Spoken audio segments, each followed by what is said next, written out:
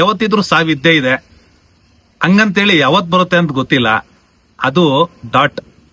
ನಮ್ಮ ಗೌರ್ಮೆಂಟ್ ಹಾಸ್ಪಿಟ್ಲುಗಳಲ್ಲಿ ಸರಿಯಾದ ಔಷಧಿ ಇಲ್ದೆ, ಸರಿಯಾದ ಡಾಕ್ಟರ್ಗಳು ಇಲ್ದೆ, ಸರಿಯಾದ ಟ್ರೀಟ್ಮೆಂಟ್ ಇಲ್ದೆ ಸಾವಿರಾರು ಜನ ಸತ್ತೋಗ್ತಾ ಇದಾರೆ ಸರ್. ಇವ್ರನ್ನೆಲ್ಲ ಬಾಂಬ್ ಹಾಕಿ ಅಥವಾ ನೀವ್ ಏನ್ ಮಾಡ್ಬೇಕಂತವ್ರಿಗೆ ದಯವಿಟ್ಟು ನೀವು ಕಾಮೆಂಟ್ ಮೂಲಕ, ಬರೀ ಇಷ್ಟೇ ಅಲ್ಲ, ರೋಡ್ಗಳು ಸರಿ ಇಲ್ದೆ ಆಕ್ಸಿಡೆಂಟ್ಗಳ ಮೂಲಕ ಸಾವಿರಾರು ಜನ ಸತ್ತೋಗ್ತಾ ಇದ್ದಾರೆ ಸರ್. ಸರ್ ಇಷ್ಟೇ ಅಲ್ಲ, ಡ್ರಿಂಕ್ಸ್ ಮಾಡಿ ಎಣ್ಣೆ ಕುಡ್ದು ಕರಳು, ಕಿಡ್ನಿ, ಲಿವರ್ ಡ್ಯಾಮೇಜ್ ಆಗಿ ಸಾವಿರಾರು ಜನ ಸತ್ತೋಗ್ತಾ ಇದ್ದಾರೆ ಸರ್. ಇಷ್ಟೇ ಅಲ್ಲ, ಈ ಮೋರಿಗಳಲ್ಲಿ ಸರಿಯಾದ ಮೋರಿಗಳಿಲ್ದೆ ಅದಕ್ಕೊಂದು ಸರಿಯಾದ ಒಂದು ಬೆಡ್ ಹಾಕದೆ ಇದು ಮೋರಿನ ಅಲ್ವಾ ಅಂತ ಗೊತ್ತಾಗದೆ ಬಿದ್ದು ಸತ್ತೋಗೋರು ಸಾವಿರಾರು ಜನ ಇದ್ದಾರೆ ಸರ್. ಈ ತರ ಪ್ರತಿ ದಿವಸ ಲಕ್ಷಾಂತರ ಜನ ಸಾಯ್ತಾ ಇದ್ದಾರೆ ಸರ್. ಸೊ ಇದನ್ನ ನಾನು ಒಂದು ದ್ವೇಷಕ್ಕೆ ಹೇಳ್ತಾ ಇಲ್ಲ, ಏನ್ ಹೇಳ್ತಾ ಇಲ್ಲ. ನಮ್ಮ ಅಂತರಂಗದಲ್ಲಿನೂ ಒಂದು ಸತ್ಯತೆ ಇರುತ್ತೆ. ಸೊ ಎಲ್ರಿಗೂ ನಮಸ್ಕಾರ. ನನ್ನ ಹೆಸರು ನಾಗೇಶ್ ವಿ ಪ್ರಜಾಕಿಯ. ಸೊ ಇವತ್ತಿನ ವಿಷಯ ಏನಪ್ಪಾ ಅಂತಂದ್ರೆ, ಸುಮಾರು ಜನ ಕಾಮೆಂಟ್ ಮಾಡಿದ್ರಿ, ಏನ್ ಸರ್ ನಿಮ್ಗೆ ಇಷ್ಟೊಂದು ಧೈರ್ಯ, ಇಷ್ಟೊಂದು ಚೆನ್ನಾಗಿ ಮಾತಾಡ್ತೀರಿ, ಇಷ್ಟೆಲ್ಲ ಎನರ್ಜಿ ನಿಮ್ಗೆ ಎಲ್ಲಿಂದ ಬರುತ್ತೆ ಸರ್ ಅಂತೇಳಿ ಎಲ್ರು ಪ್ರಶ್ನೆ ಮಾಡ್ತಾ ಇದ್ರಿ. ಅದ್ರ ಸಲುವಾಗಿ ಒಂದು ಚಿಕ್ಕದಾಗಿ ಒಂದು ನಾನು ನಿಮ್ಗೆ ತಿಳಿಸ್ಕೊಡ್ತೀನಿ. ಸೊ ಇಷ್ಟೇನೆ, ಏನಿಲ್ಲ, ನಾನು ನಮ್ಮ ಸಂವಿಧಾನ ಮೊದಲು ಓದ್ಬೇಕು ಮತ್ತು ನಮ್ಮ ಮಾನವ ಹಕ್ಕುಗಳು ಅಂತಂದ್ರೆ ಏನು ಅಂತ ಮೊದಲು ತಿಳ್ಕೋಬೇಕು. ಈ ಪ್ರಜಾಪ್ರಭುತ್ವ ಅಂದ್ರೆ ಏನ್ ತಿಳ್ಕೋಬೇಕು.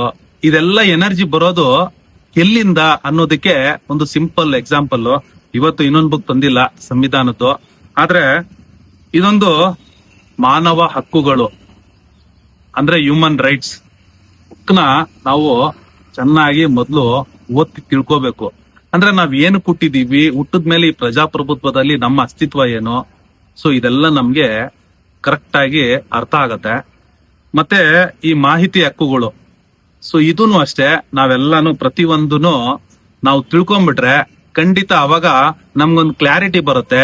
ಏನಪ್ಪಾ ಅಂತಂದ್ರೆ, ಇಲ್ಲಿ ದುಡ್ಡು ನಮ್ದೆ, ಇಲ್ಲಿ ಅಧಿಕಾರ ನಮ್ ಕೈಲೇ ಇರ್ಬೇಕು, ಈ ಅಧಿಕಾರನು ನಮ್ ಕೈಲೇ ಕೊಟ್ಟಿರೋ ಅಂತ ಒಂದು ಸಂವಿಧಾನ ನಮ್ಗೆ ಕೊಟ್ಟಿದ್ದಾರೆ. ಇಲ್ಲಿ ನಾವು ಜವಾಬ್ದಾರಿ ತಗೊಂಡು ಇನ್ವಾಲ್ವ್ ಆಗ್ಬೇಕು ಅನ್ನೋದೇನೆ ಇಲ್ಲೂ ನಮ್ಗೆ ಕಡಾಖಂಡಿತವಾಗಿ ಕ್ಲಾರಿಟಿಯಾಗಿ ಗೊತ್ತಾಗ್ಬಿಡುತ್ತೆ. ಸೊ ಹಾಗೇನೆ ಈ ಬುಕ್ ಓದೋದ್ರಿಂದಾನೆ ನಮ್ಗೆ ಖಂಡಿತ ಒಂದು ಧೈರ್ಯ ಬರುತ್ತೆ, ಪ್ರತಿಯೊಬ್ಬರಿಗೂ ಪ್ರಶ್ನೆ ಮಾಡೋ ಒಂದು ಮನೋಭಾವನೆ ಬರುತ್ತೆ. ಹೌದಲ್ವಾ, ನಮ್ದೇ ದುಡ್ಡು ನಮ್ಮ ಕೊಡೋದಕ್ಕೆ ಯಾಕೆ ಇಷ್ಟೊಂದು ಮೀನಾಮೇಷ ಮಾಡ್ತಿದ್ದಾರೆ ಅನ್ನೋ ಒಂದು ಧೈರ್ಯ ಬಂದು ನಾವು ಧೈರ್ಯದಿಂದ ಬುದ್ಧಿಯಿಂದ ಕರೆಕ್ಟ್ ಆಗಿ ಅವ್ರನ್ನ ಕೇಳೋ ಒಂದು ಶಕ್ತಿ ಖಂಡಿತ ನಮ್ಗೆಲ್ರಿಗೂ ಬರುತ್ತೆ.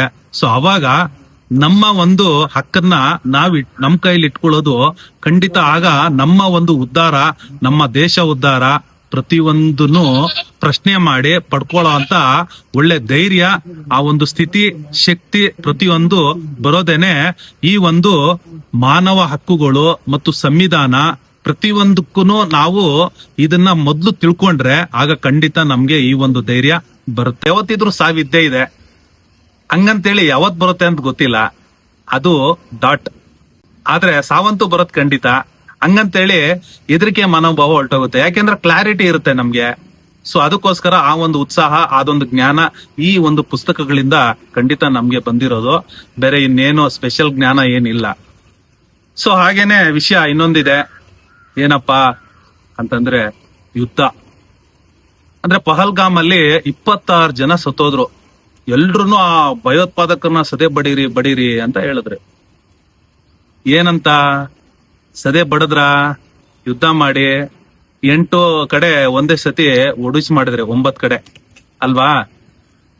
ತುಂಬಾ ಸಂತೋಷ, ಇದಾಗ್ಲೇಬೇಕು ಅಲ್ವಾ. ಅದೇ ತರ ನಂದೊಂದು ಪ್ರಶ್ನೆ ಇದೆ, ದಯವಿಟ್ಟು ಇದಕ್ಕೆ ಎಲ್ರು ಕಮೆಂಟ್ ಮೂಲಕ ಉತ್ತರಿಸಿ. ಸರ್ ಅದೇ ತರ ಸರ್, ಪ್ರತಿ ದಿವಸ ನಮ್ಮ ಗೌರ್ಮೆಂಟ್ ಹಾಸ್ಪಿಟ್ಲುಗಳಲ್ಲಿ ಸರಿಯಾದ ಔಷಧಿ ಇಲ್ದೆ, ಸರಿಯಾದ ಡಾಕ್ಟರ್ಗಳು ಇಲ್ದೆ, ಸರಿಯಾದ ಟ್ರೀಟ್ಮೆಂಟ್ ಇಲ್ದೆ ಸಾವಿರಾರು ಜನ ಸತ್ತೋಗ್ತಾ ಇದ್ದಾರೆ ಸರ್. ಇವ್ರನ್ನೆಲ್ಲ ಬಾಂಬ್ ಹಾಕಿ ಅಥವಾ ನೀವ್ ಏನ್ ಮಾಡ್ಬೇಕಂತವ್ರಿಗೆ ದಯವಿಟ್ಟು ನೀವು ಕಾಮೆಂಟ್ ಮೂಲಕ, ಬರೀ ಇಷ್ಟೇ ಅಲ್ಲ, ರೋಡ್ಗಳು ಸರಿ ಇಲ್ದೆ ಆಕ್ಸಿಡೆಂಟ್ಗಳ ಮೂಲಕ ಸಾವಿರಾರು ಜನ ಸತ್ತೋಗ್ತಾ ಇದ್ದಾರೆ ಸರ್. ಸರ್ ಇಷ್ಟೇ ಅಲ್ಲ, ಡ್ರಿಂಕ್ಸ್ ಮಾಡಿ ಎಣ್ಣೆ ಕುಡ್ದು ಕರಳು, ಕಿಡ್ನಿ, ಲಿವರ್ ಡ್ಯಾಮೇಜ್ ಆಗಿ ಸಾವಿರಾರು ಜನ ಸತ್ತೋಗ್ತಾ ಇದ್ದಾರೆ ಸರ್. ಇಷ್ಟೇ ಅಲ್ಲ, ಈ ಮೋರಿಗಳಲ್ಲಿ ಸರಿಯಾದ ಮೋರಿಗಳಿಲ್ದೆ ಅದಕ್ಕೊಂದು ಸರಿಯಾದ ಒಂದು ಬೆಡ್ ಹಾಕದೆ ಇದು ಮೋರಿನ ಅಲ್ವಾ ಅಂತ ಗೊತ್ತಾಗದೆ ಬಿದ್ದು ಸತ್ತೋಗೋರು ಸಾವಿರಾರು ಜನ ಇದ್ದಾರೆ ಸರ್. ಈ ತರ ಪ್ರತಿ ದಿವಸ ಲಕ್ಷಾಂತರ ಜನ ಸಾಯ್ತಾ ಇದ್ದಾರೆ ಸರ್. ಇದಕ್ಕೆಲ್ಲ ಕಾರಣ ನಮ್ಮ ಅಂದ್ರೆ ಹಾಸ್ಪಿಟ್ಲ್ಗಳಲ್ಲಿ ಗರ್ಭಿಣಿ ಹೆಂಗಸರುಗಳು ಸತ್ತೋದ್ರು. ನೀವೆಲ್ಲರೂ ನ್ಯೂಸ್ ಚಾನಲ್ ನೋಡಿದ್ರಿ. ಸೊ ಕೊರೋನಾದಲ್ಲಿ ಏನು ಸರಿಯಾದ ವ್ಯವಸ್ಥೆ ಇಲ್ಲದೆ ಲಕ್ಷಾಂತರ ಜನ ಸತ್ತೋದ್ರು. ಸೊ ಇದಕ್ಕೆಲ್ಲ ಕಾರಣ ನಮ್ಮ ತೆರಿಗೆ ಹಣ ಇಷ್ಟೆಲ್ಲ ಇದ್ರೂನು ಸರಿಯಾದ ವ್ಯವಸ್ಥೆ ಮಾಡದಿರೋದಕ್ಕೆ ಕಾರಣ.